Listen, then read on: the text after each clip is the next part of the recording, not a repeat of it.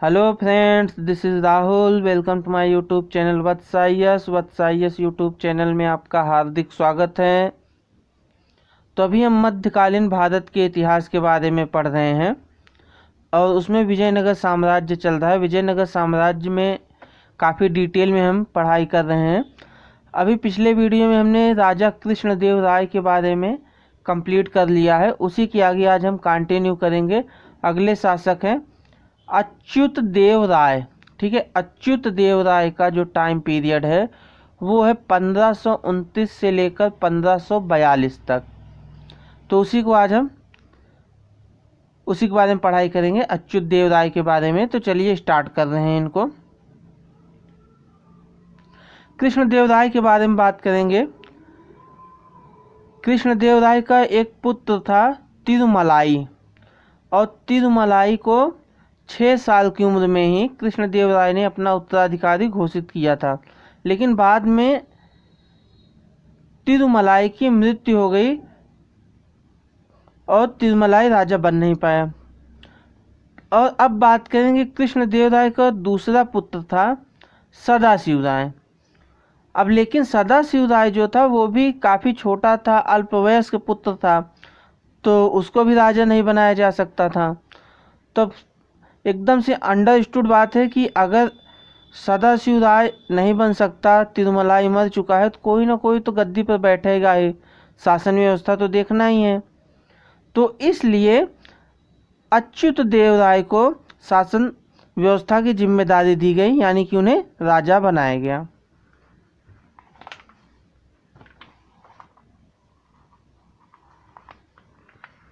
ठीक है, इस प्रकार हम देखते हैं अच्युत देव राय अगला शासक बना। लेकिन अब कृष्णदेव राय ने अच्युत देव राय पर नियंत्रण करने के लिए राम राय को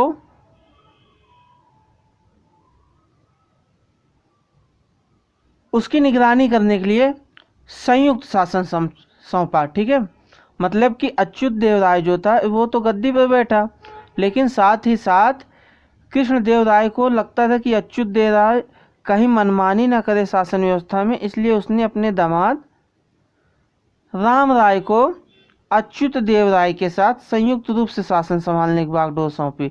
मतलब कि मेन शासन तो रहेगा अच्युत देव राय के हाथ में, लेकिन साथ ही साथ राम राय भी देखेगा।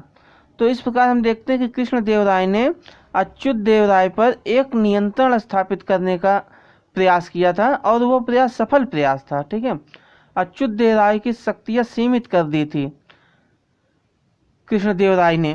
तो इस हिसाब से हम देखते हैं अच्युत देव राय बहुत ही पूरी आज़ादी के साथ शासन नहीं कर सकता था।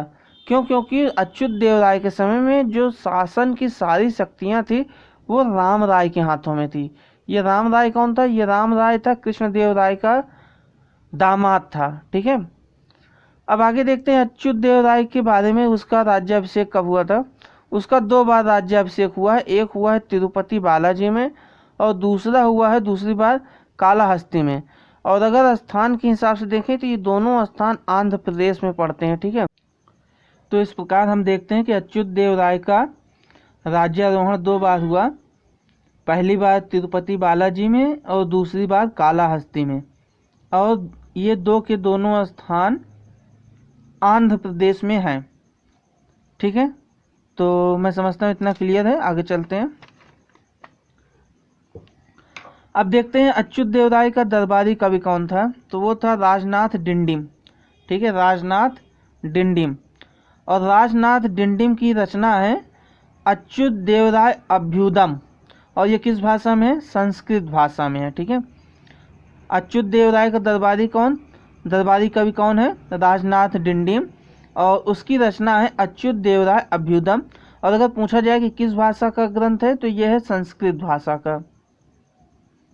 अगला पॉइंट यह है कि अच्युत देव राय के समय एक नए अधिकारी की नियुक्ति हुई थी, और उस अधिकारी का नाम था महामंडलेश्वर। और ये महामंडलेश्वर का मुख्य कार्य क्या था? ये था नायकों पर नियंत्रण करना। तो यहाँ पे अब एक डाउट ये आता है कि नायक कौन थे? तो नायक कोई और नहीं बल्कि प्रांतों के सूबेदार थे। जैसे आज देखते हैं अपना राष्ट्र भारत कई स्टेट्स में बटा हुआ है, आज की डेट में 28 राज्य और 9 केंद्र शासित प्रदेश हैं भारत में। तो उसी तरह विजयनगर साम्राज्य भी कई प्रांतों में बटा हुआ था। ठीक है, तो उन प्रांतों के जो सूबेदार होते थे ना, तो वो कौन होते थे? नायक।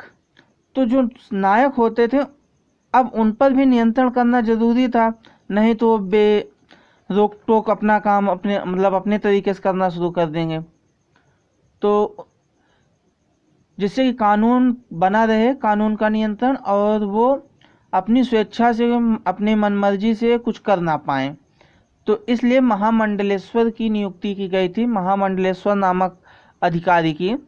ठीक है, अब हम देखते हैं, अगर पूछा जाए कि विजयनगर साम्राज्य कितने प्रांतों में था, तो वो था 6 प्रांतों में। ठीक है, अगर पूछा जाए कि विजयनगर साम्राज्य कितने प्रांत में बटा हुआ था, तो आंसर होगा 6 प्रांतों में।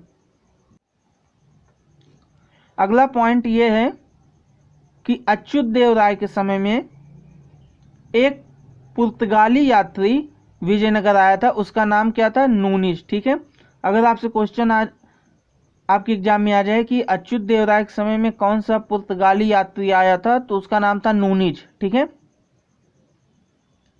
अगला शासक देखते हैं सदाशिव राय, और इसका टाइम पीरियड है 1542 से लेकर 1570 तक। ठीक है, 1542 से लेकर 1570 तक। और इसके बारे में खास बातें ये हैं कि तुलु वंश का अंतिम शासक अगर पूछा जाए तो यही था। तुलु वंश का अंतिम शासक कौन था? तो आपका आंसर होगा सदाशिव राय। और लेकिन एक चीज़ यहाँ पे भी देखने वाली ये होगी कि जैसे अच्युत देव राय के समय में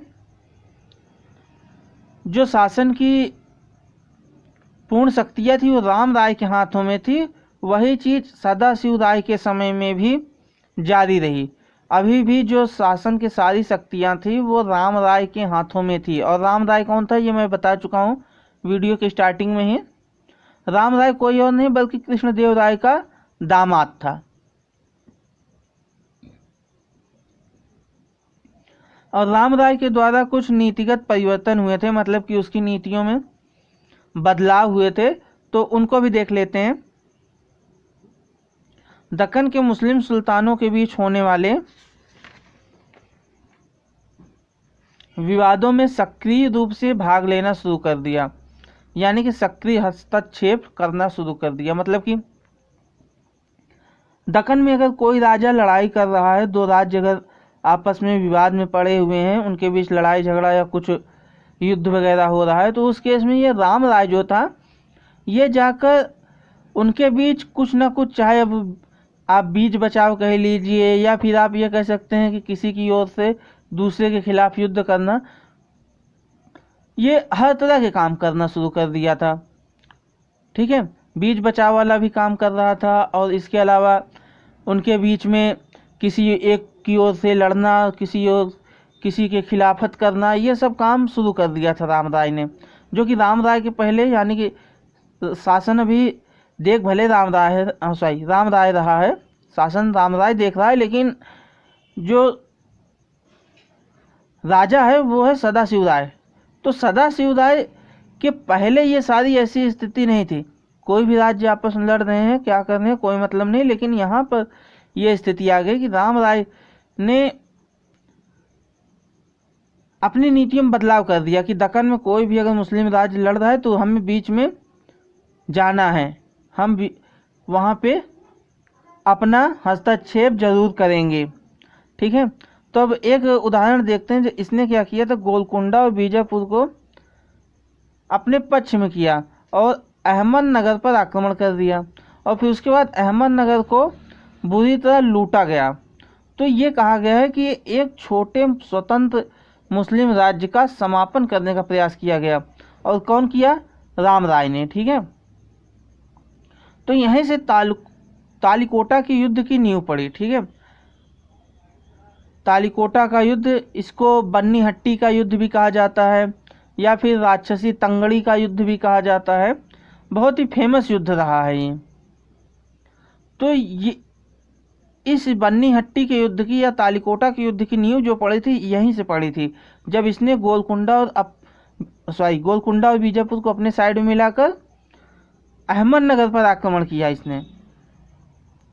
तो इसके बाद ये हुआ कि मुस्लिम राज्यों को लगा कि राम राय मुस्लिम राज्यों को ख़त्म करने का प्रयास कर रहा है। तो यहाँ पे हम ये देखते हैं कि जब अहमदनगर को बुरी तरह से लूट लिया गया और छत विछत कर दिया गया, तो इसके बाद जो मुस्लिम राज्य थे दक्कन के, उन लोगों को लगा कि ये राम राय जो है ये शायद हम लोगों को ख़त्म करना चाह रहा है। तो इसीलिए मुस्लिम राज्यों ने सोचा कि हम एक बार इकट्ठा होकर इसके ऊपर आक्रमण करते हैं और इसी को ख़त्म कर देते हैं। तो इसीलिए एक प्रतिक्रिया स्वरूप, यानी कि एक विरोध में, किस बात के विरोध में, कि राम राय की जो थिंकिंग थी कि वो मुस्लिम राज्यों के बीच होने वाले विवादों में हस्तक्षेप करेंगे, तो इसी बात के विरोध स्वरूप कह सकते हैं, प्रतिक्रिया स्वरूप कह सकते हैं, एक संघ बन गया और उस संघ में 4 राज्य आए, 4 मुस्लिम राज्य एक साथ आए। ये 4 राज्यों का संघ बना और ये 4 राज्य थे बीजापुर, अहमदनगर, बीदर और गोलकुंडा। अब यहाँ पे ध्यान देने वाली बात है कि जो 5वां मुस्लिम राज्य था बरार, ये सम्मिलित नहीं हुआ और इसका कारण यह है कि बरार का जो विवाद था ये गोलकुंडा से चल रहा था और गोलकुंडा चूँकि संयुक्त संघ में शामिल हो चुका था, इसलिए बरार ने कहा कि अब जब गोलकुंडा शामिल हो चुका है तो हम नहीं शामिल होंगे। तो इसीलिए बरार जो राज्य था ये संयुक्त संघ में शामिल नहीं हुआ। तो अब इस संयुक्त संघ ने, यानी कि बीजापुर, अहमदनगर, बीदर और गोलकुंडा, चारों राज्यों ने मिलकर विजयनगर राज्य पर आक्रमण किया। तो अब यहाँ पे जो युद्ध हुआ, इसी युद्ध को 3 नामों से जाना जाता है। एक है तालीकोटा का युद्ध, दूसरा है राक्षसी तंगड़ी का युद्ध और तीसरा है बन्नी हट्टी का युद्ध। तो ये तीनों ही नाम एक ही युद्ध के हैं और ये लड़ा गया था 23 से 25 जनवरी 1565 को। ठीक है, 23 से 25 जनवरी 1565 के बीच ये युद्ध लड़ा गया था और ये युद्ध लड़ा गया था, आपको पता ही चल चुका है, विजयनगर साम्राज्य और संयुक्त संघ के बीच में। और क्वेश्चन ये इम्पोर्टेंट है कि कौन सा राज्य संयुक्त संघ में शामिल नहीं हुआ था, तो आपको पता होना चाहिए ये राज्य था बरार। और अगर कारण पूछा जाए तो कारण यह है कि इसका विवाद गोलकुंडा से चल रहा था। अब देखते हैं विजयनगर साम्राज्य का नेतृत्व कौन कर रहा था, तो इसका नेतृत्व कर रहा था राम राय। और अगर पूछा जाए संयुक्त संघ का नेतृत्व कौन कर रहा था, तो उसका जो लीडर था वो था अली आदिल शाह। ठीक है, उसका नेतृत्व अली आदिल शाह कर रहा था। लेकिन अब यहाँ पे देखते हैं इस युद्ध में जबकि विजयनगर साम्राज्य की हार हुई, तो यहाँ पे विजयनगर साम्राज्य का लगभग पतन होना शुरू हो गया इसी युद्ध के बाद। और विजयनगर साम्राज्य की जो अधिकतर क्षेत्र जो थे अधिकांशतः बहमनी साम्राज्य के द्वारा कब्जा कर लिया गया। अब एक और इम्पॉर्टेंट पॉइंट है कि राम राय की हत्या इसी युद्ध में की गई थी। किस युद्ध में? यही राक्षसी तंगड़ी का युद्ध कह लीजिए या बन्नी हट्टी का युद्ध कह लीजिए या फिर आप इसके अलावा तालीकोटा का युद्ध भी कह सकते हैं। तो इस युद्ध में राम राय की हत्या कर दी गई और राम राय की हत्या की गई थी हुसैन निजाम शाह के द्वारा। ठीक है, राम राय की हत्या किसने किया था? हुसैन निजाम शाह ने किया था। और ये कहा गया है कि हुसैन निजाम शाह ने राम राय का सर धड़ से अलग कर दिया था, काट दिया था। अगला पॉइंट है कि इस युद्ध का प्रत्यक्षदर्शी कौन था, यानी कि जिसने अपनी आंखों से इस युद्ध को देखा था, तो वो था आर सेवेल। ठीक है, आर सेवेल है, इसने इस युद्ध को अपनी आंखों से देखा था।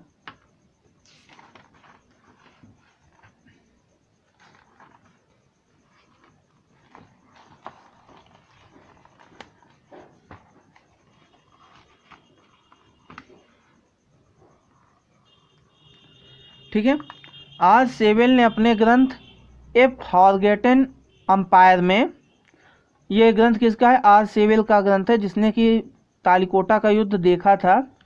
इसने अपने ग्रंथ ए फॉरगॉटन एम्पायर में इस युद्ध और पूरे विजयनगर साम्राज्य का वर्णन किया था। किसने किया है? आर सेवेल ने ग्रंथ कौन सा है? ए फॉरगॉटन एम्पायर। ठीक है, अब अगला देखते हैं।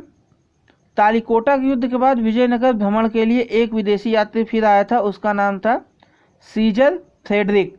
अगर क्वेश्चन पूछता है कि विजयनगर भ्रमण के लिए तालिकोटा के युद्ध के बाद कौन आया था, मतलब विदेशी यात्रियों में, तो आपका आंसर होगा सीजर फ्रेडरिक। ठीक है, तालिकोटा के युद्ध के बाद विजयनगर भ्रमण के लिए कौन सा विदेशी यात्री आया? Caesar Frederick. ठीक है, तो आगे चलते हैं।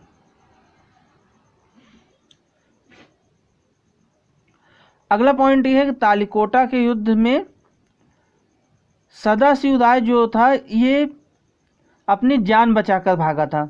ये वीरता से लड़ नहीं पाया और ना तो इसको वीर गति मिली युद्ध के मैदान में। ये पीठ दिखाकर वहाँ से भाग गया सदाशिव राय, और वहाँ से भागने के बाद इसने अपनी राजधानी पेनगोंडा में बनाई। ठीक है, तो यहीं से आपका तुलु वंश खत्म हो जाता है। अब यहाँ विजयनगर साम्राज्य है, अधिवीडु वंश आएगा एक, लेकिन वो बहुत ज़्यादा लंबे समय के लिए नहीं रहा और ना तो बहुत ज़्यादा महत्व है उस वंश का। सही रूप में आप कह सकते हैं विजयनगर साम्राज्य लगभग पतन की ओर अग्रसर हो गया था यहीं से। अब इसके बाद विजयनगर साम्राज्य नाम मात्र का रह जाएगा। तो चलिए आज का वीडियो यहीं पे ख़त्म करते हैं, अगले वीडियो में मिलेंगे अधिवीडु वंश के साथ। ठीक है, जो भी डाउट्स हों, जो भी संदेह हो, आप यहाँ पर कमेंट बॉक्स में पूछ सकते हैं। धन्यवाद।